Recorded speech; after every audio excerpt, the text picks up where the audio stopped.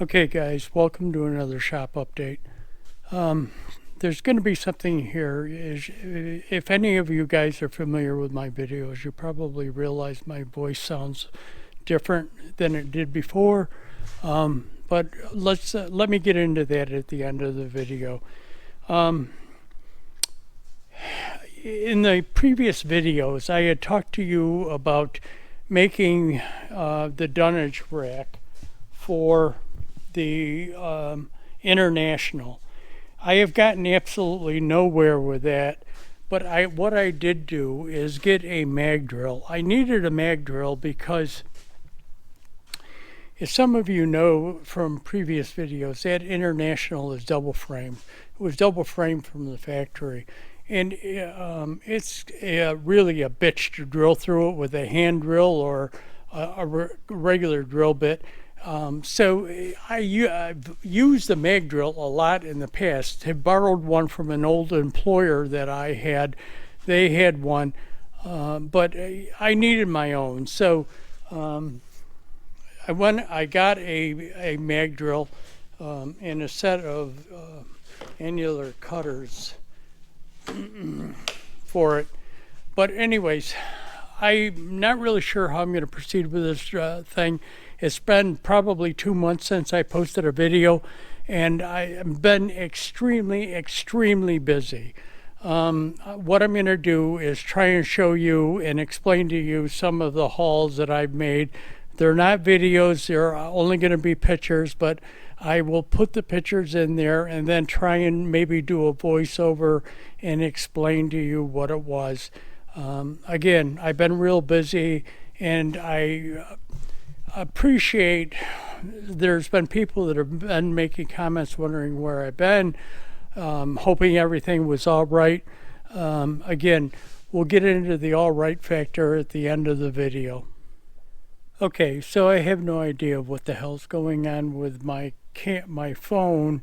I've got pictures in my phone, but I can't get them pulled up onto my computer to put them into the editing program.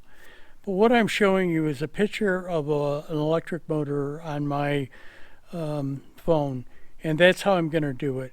This is a 500 horsepower electric motor. It's coming out of a paper plant in Georgia. Just another picture of it. And this is a crane that they're going to have to bring in to load it. If I didn't tell you, it's 500 horsepower. It weighed 18,000 pounds. My truck in the background. This is a crane inside of the building getting ready to pick the motor.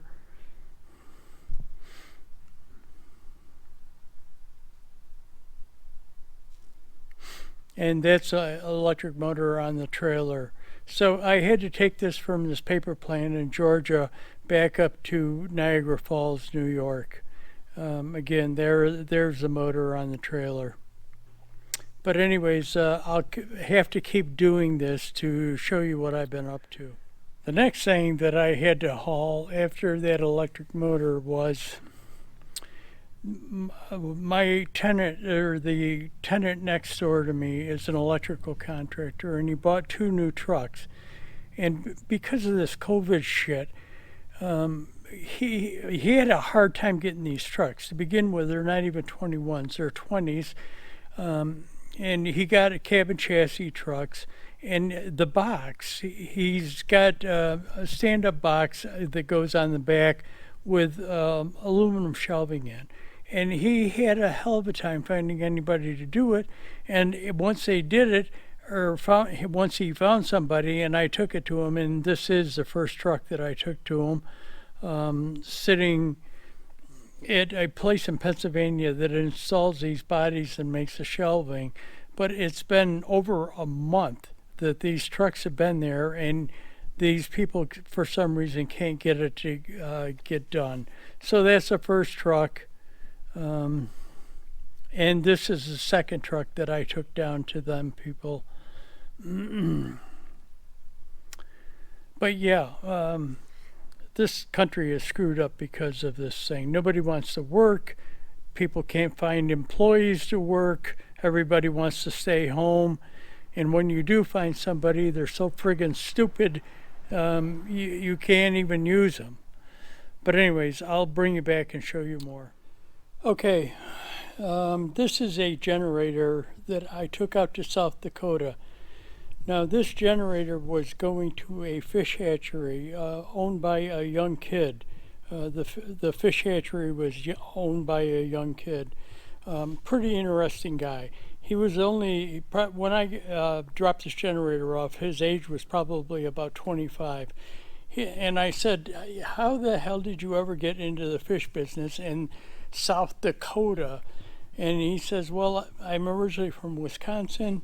He says at 10 years old, instead of selling lemonade at the end of my driveway, I sold bait fish to minnows to fishermen that were passing by going to the lake. Said one day a guy stopped in and owned a bait shop, and he says, I'll buy all the minnows off of you that you can provide me. He says 8 months later, he was providing him so many minnows that the guy couldn't take them anymore. So he started selling them to other bait shops, and it turned out by the time that he was 16 years old, he had his own business. So he moved to South Dakota and started this bait fish farm or hatchery. He also raises, I didn't see him, but he also raises smallmouth bass and some other fish he told me about. I don't remember what it was. It might have been a pike. But anyways, that's that. Okay, it showed you that other electric motor. This is a different one. This is a 1,000 horsepower motor, newer model, because it only weighs 13,000 pounds. And this one had to go down to Texas on an emergency basis. The guy that I told you that I took the first motor to in Niagara Falls, this is what he does, is he sells used electrical equipment, transformers, switchgear, electric motors. But anyways, this one went down to Texas to another paper mill. What happened with this paper mill is one of their electric motors burned up on their process bed, and they couldn't get parts or the people to fix it. So, sorry. So they ended up having to buy this replacement motor, or a used replacement motor. Now I say used, I think it's actually new old stock. But anyways, I had to take this down kind of on an emergency basis, and I dropped it off, instead of going directly to the paper mill, I dropped it off at an electric motor shop just so that they could test it to make sure it was good, and it was. And probably 4 hours after I dropped it off, it was trucked over to the paper mill and put into the process line. But anyways, another venture that I had to do all of this time that I haven't been filming videos or working in the shop. So I kind of figured some of these some of these generators that I'm picking up and hauling are actually small enough to fit in the back of the bed of my truck. So as you can see from this image, I have this generator in the back of my truck. Now, I'm not going to go into a lot of detail about this generator. Let me just tell you that I took this generator to Oregon, and I took Emma with me, my great-granddaughter. You've seen her in my other shop update videos. I took her with me. So there's a lot of film clips about that, because it was kind of a road trip adventure for her. She had to keep a journal of all the states that she went through and all the places that we've been and all the sites that she's seen. I took her to Mount Rushmore on the way back too. But anyways, yeah, this went to Oregon, right out 10 miles away from the Pacific Ocean in Oregon. So I took her out to the Pacific Ocean afterwards. So that first time at the Pacific Ocean for her. But anyways, I'll do another video maybe just on that one so you can see her at the ocean and stuff like that. Okay, so once I got back from Oregon and realized that I could travel with those things in the back of my truck, this is a generator that I put in after I got back and had to take down to South Carolina. So this generator had to go down to South Carolina in the back of my truck. Then right after this one, and I didn't take a picture of it, I had to go to Mississippi with another generator in the back of my truck, and took that one down to Mississippi. I also picked up an electric motor for that guy in Niagara Falls on the way back in Alabama. I picked it up. So let me, I'm going to stop you here and I'll show you that electric motor in the back of my truck. And here is a picture of that electric motor. I think this is only a 100 horsepower motor. Again, this motor is new old stock, and it was out of a ethanol refinery that they had closed down in Mississippi. I asked the guy, I says, well, why did you close it down? He says, this is a guy that worked at the plant. I don't know what capacity he was at the plant, but he worked at the plant, and they had an auction, and he stayed on to make sure everything was right and everybody got what they were supposed to get from the auction. But anyways, he told me they closed the ethanol plant. Well, they closed the plant because no money to be made in making ethanol. And I told him, I says, ethanol is not a great thing in the north because it attracts moisture and you have freezing issues with it, you know. And he says, oh, well, I never even thought about that up in north. But he says they also make corn oil at that plant. And he says they should have just dropped the ethanol part of it and switched the entire plant over to corn oil because they couldn't make enough corn oil at that plant, and there was a demand for more of it. And he says they probably could have switched it over and made corn oil and just gotten rid of the ethanol. Okay, the last one I'm going to show you. This is a generator and a 800 amp switchgear. This generator I think is 265 kilowatt. Now it doesn't look that big on the trailer. By the way, this is the trailer is parked at a truck stop in Florida, but it doesn't look tall or big on the trailer. But the top of that exhaust on that thing, it was 13.4, just 2 inches below legal limit from the ground. But what I had to do is take this generator and switchgear down to Miami, Florida.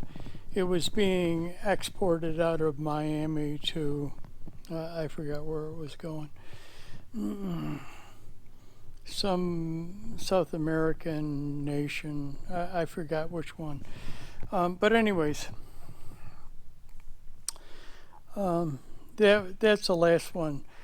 I might add that while I was gone on some of this stuff, my grandson actually hauled some stuff for me too, using another trailer and his truck. So I'm going to bring you back and I'll explain a couple of things to you after this. So as you can see from those videos, or me taking pictures of taking video of the pictures on my phone, I've been pretty busy. I've been all over the country, basically, and there's probably a couple of loads that I've forgotten in there too. But anyways, the voice. I'm going to tell you this, and I'm not looking for any sympathy about this thing at all. My last load that I told you about was on the down to Miami, Florida, with that generator and transfer switch. I came back and I got up to South Carolina, maybe it was North Carolina, and all of a sudden, as I was driving, I felt this pressure in my chest. It was like something was sitting on my chest.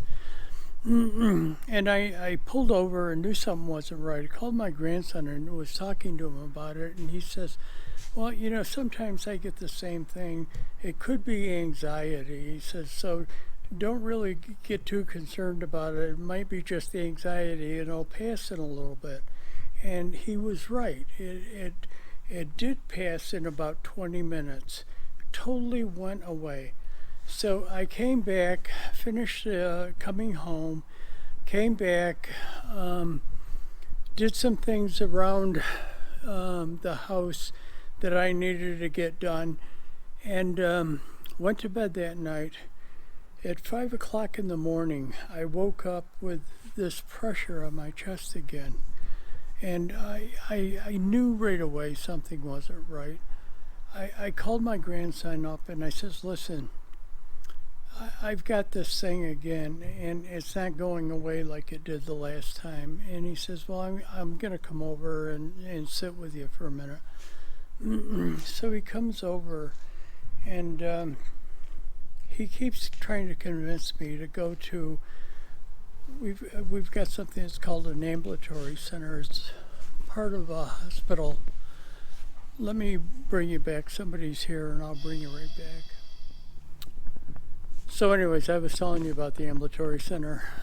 We went to an ambulatory center. An ambulatory center here is in conjunction with a hospital. It's like a nearby emergency room where they can treat smaller things. But anyways, by the time I got there, I really wasn't feeling very good. I started to get nauseous, not actually physically throwing up, but feeling nauseous. So they took me in. They asked to describe me to have described to them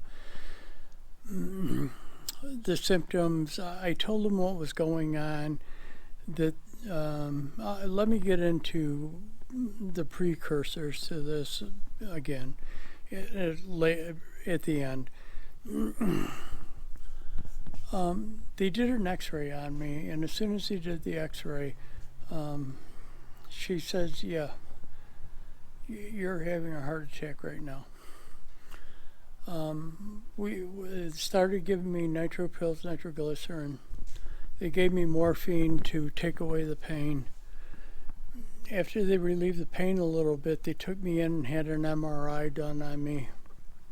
Next thing I know, there was an ambulance there, and they took me to the hospital, and then took me in, and I had to have 2 stents put in. But anyways, so that's basically it.